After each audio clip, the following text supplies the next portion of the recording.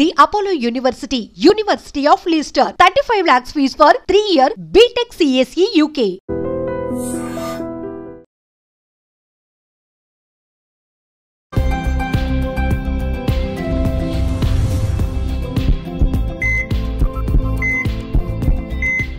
నమస్తే, welcome to healthy conversations with I dream. నేను మీ Jhansi. So చాలా మందిలో ఉండే డౌట్ ఏంటంటే, ఇంట్లో నాన్ వెజ్ తిన్నప్పుడు కానీ లేకపోతే fish, especially fish, either it is salt fish లేకపోతే నార్మల్గా రెగ్యులర్గా వండుకునే ఫిష్ ఏదైనా సరే తిన్నప్పుడు పెరుగన్నం తినకూడదు ఇలా చెప్తూ ఉంటారు కదా. సో దీన్ని నిజంగా తినకూడదు, దీని వెనుక లాజిక్ ఏంటి, తినొచ్చా తెలుసుకుందాము. ప్రస్తుతం అంతా ఉన్నారు ఫిడికస్ హాస్పిటల్ నుంచి హోమియోపతి డాక్టర్ భరద్వాజ్ గారు. మాట్లాడేద్దాం.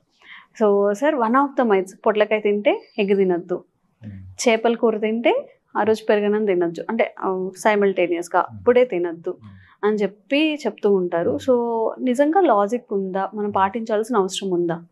సో ఒక చిన్న స్టోరీ గుర్తొస్తుంది. మా ఇంట్లో మా నానమ్మ ఉంటారు, ఆమెకి 90 years, ఇప్పుడు మాతోనే ఉంటారు. బాగా హెల్తీగా ఉంటారు, మాతోనే ఉంటారు అనమాట.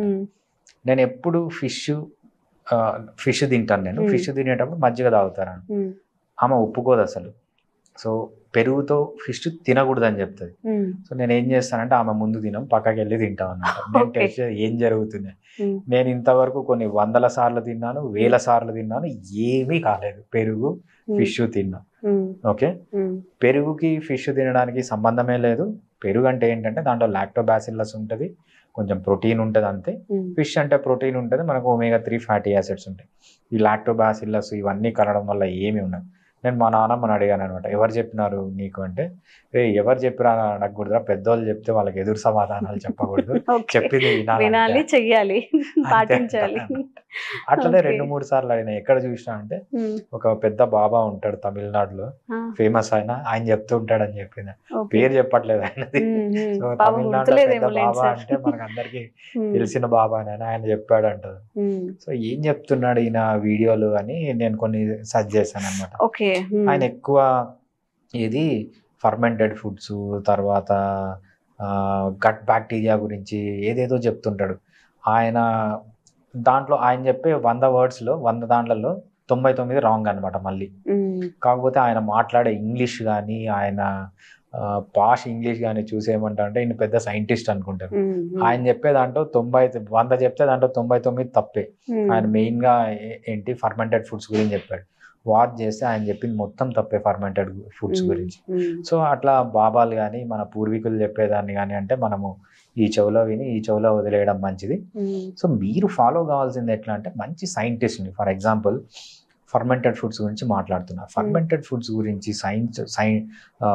రీసెర్చ్ చేసిన సైంటిస్టులు చాలా మంది ఉన్నారు. ముందు మనకు దానికి యాక్సెస్ ఉండేది కాదు. మీరు జస్ట్ పబ్మెడ్ కానీ లేకపోతే గూగుల్ స్కాలర్స్లో కానీ వెళ్ళి latest scientific research on fermented food కొట్టండి, లేకపోతే కర్డ్ కొట్టండి, మంచి లేటెస్ట్ ఇన్ఫర్మేషన్ వస్తుంది. దాన్ని ఫాలో కావాలంతే తప్పితే, సో మన బాబాలు చెప్పినారు, తాతయ్య చెప్పింది, నానమ్మ చెప్పినాడు, వాళ్ళకి ఎదురు చెప్పకూడదు. ఎదురు చెప్పకండి, ఈ చెవులో విని ఈ చెవులో వదిలేసి. Okay okay. అంటే నిజంగా డైజెషన్ ఇష్యూస్ ఏమి రావా? నాకైతే ఇంతవరకు రాలేదండి. మా పాపకు తినమని చెప్తాను, మా బాబుకి, వాడికి 9 months, వాడికి పెడతాము ఫిష్, అన్ని పెడతామండి 9 months అయినా కూడా. సో వాడికి ఇంతవరకు ఏ ప్రాబ్లం రాలేదు. సో అందరూ తింటారు, ఎవరికి ఇంతవరకు రాలేదన్నమాట. సో అవన్నీ మూఢనమ్మకాలు. సో సైంటిఫిక్ గా దానికి ఎటువంటి సంబంధము, ఫిష్ తిన్నప్పుడు పెరుగు తినకూడదు అనే దానికి ఎటువంటి సంబంధము లేదు. ఓకే. అండ్ మరి ఇది పొట్లకాయ విత్ ఎగ్, ఏమీ కాదండి. సో పొట్లకాయలో ఎగ్గులో ఏముంటుంది, ప్రోటీన్ ఉంటుంది, రైట్, అమైనో యాసిడ్స్ ఉంటాయి, దాంతోపాటు కొంచెం కొలెస్ట్రాల్ ఉంటుంది. కొలెస్ట్రాల్ మన బాడీలోకి అబ్జర్వ్ కాదు, మంచి ఫ్యాట్స్ ఉంటాయి, రైట్. పొట్లకాయలో ఏముంటాయి, ఫైబర్ ఉంటుంది, మినరల్స్ ఉంటుంది, విటమిన్స్ ఉంటుంది. సో అది కలిసి తిన్నంత మాత్రం ఎటువంటి ప్రాబ్లం ఉండదు. సో ఇవన్నీ జస్ట్ అపోహలు తప్పితే, కావాలంటే మీరే తిని చూడండి, ఎవరికి ఏ ప్రాబ్లం అనేది రాదు. ఓకే. సో ఇదన్నమాట. ఒక్కసారి కాదు, 100 సార్లు తిని చూడండి, 100 సార్లు ప్రాబ్లం ఏదన్నా వచ్చినా కూడా దీనివల్ల కాదు, ఇంక వేరే ప్రాబ్లం ఉన్నప్పుడు ఏదో అకేషనల్ గా లేకపోతే కోఇన్సిడెంటల్ గా బయటపడుతుంది తప్పితే దీనివల్ల ఎటువంటి ప్రాబ్లమ్స్ అనేవి ఉండవు. ఓకే. సో ఏదైనా కానీ అండి, మన నమ్మకాలు అనేవి మనకి బెనిఫిషియరీగా ఉండాలి, అంటే దానివల్ల మనకి బెనిఫిట్ ఉండాలి. కానీ ఏదో మూఢనమ్మకంలో కొంతమంది అయితే ఆ రోజు తినడం మానేయడం ఇలాంటివి చేస్తూ ఉంటారు. ఏది ఎందుకు పాటించాలో తెలుసుకొని చేస్తే మంచిగా ఉంటుంది. Thank you sir. థ్యాంక్స్ అండి. Sir, one life lesson what medicine has taught you. Whatever you can do without expecting.